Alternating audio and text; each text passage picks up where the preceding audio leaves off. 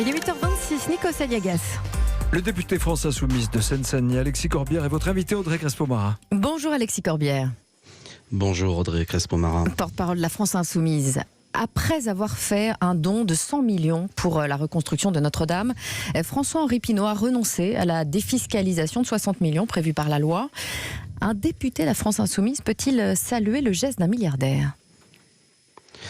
Alors il y a plusieurs sujets, c'est toujours bien de donner, mais il y a eu un côté indécent qu'on ressentit à mon avis beaucoup de Français, après l'émotion évidemment très partagée du drame qui a frappé Notre-Dame de Paris, qui est un patrimoine national, quelles que soient les convictions spirituelles de chacun, c'est un grand morceau de notre histoire qui a été blessé.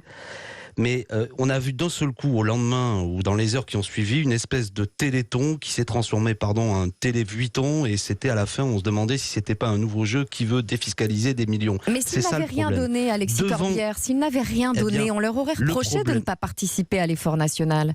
Le problème, c'est que toutes ces immenses fortunes ont un problème avec le paiement de l'impôt. Vous avez nombre de grandes fortunes qui sont soupçonnées et même qui pratiquent de l'optimisation fiscale, voire même de l'évasion fiscale. Non, des filières, oui, quand on a des filières dans 234 paradis fiscaux, ça pose quand même toute une série de problèmes de fond. C'est de l'optimisation fiscale, Alexis Corbière. Vous savez que ce n'est pas illégal.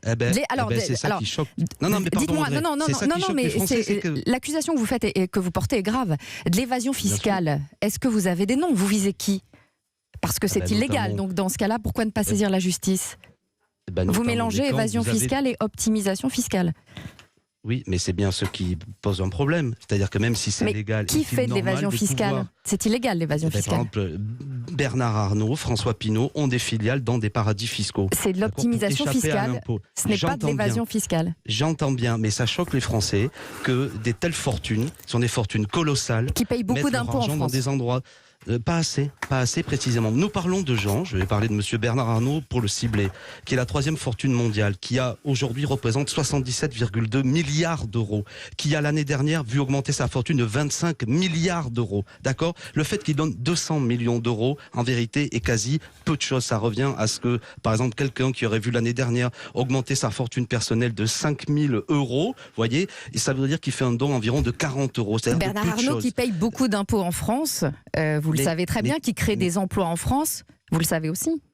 Mais de quelle manière ? 120 000 emplois en France. Mais soit, mais est-il normal ? Est-il, comment dirais-je, d'un point de vue citoyen, qu'est-ce qu'on pense du fait que l'année dernière, sa fortune s'est vue augmenter de 25 milliards, je le répète, ce qui est colossal, donc il peut mieux contribuer à l'impôt. Et il y a une vertu, si je puis dire, dans ce drame, c'est qu'on s'est aperçu que certaines grandes fortunes, dont on nous disait qu'elles étaient en situation d'asphyxie fiscale, eh bien en vérité, elles ont beaucoup d'argent, sitôt qu'elles décident à quoi elles donnent leur argent, en l'occurrence Notre-Dame. Mais et moi, Alexis Corbière, j'aimerais terminer, Audrey. Oui, mais si vous me laissez aussi vous poser des questions. Non, mais je vous en prie. Sans les dons de ces fortunes françaises, Alexis Corbière, il aurait fallu financer la reconstruction avec de l'argent public. Vous auriez préféré que ce soit de l'argent public ? Je répète que je ne souhaite pas à ce que le ministère de la Culture ou l'intérêt général qui fixe où doivent être placées les dépenses soit remplacé par un système de mécénat privé où les grands de ce monde décident pourquoi ils donnent leur argent en fonction de leur volonté. Mais c'est leur argent. Parce qu'il y a quand même... Non.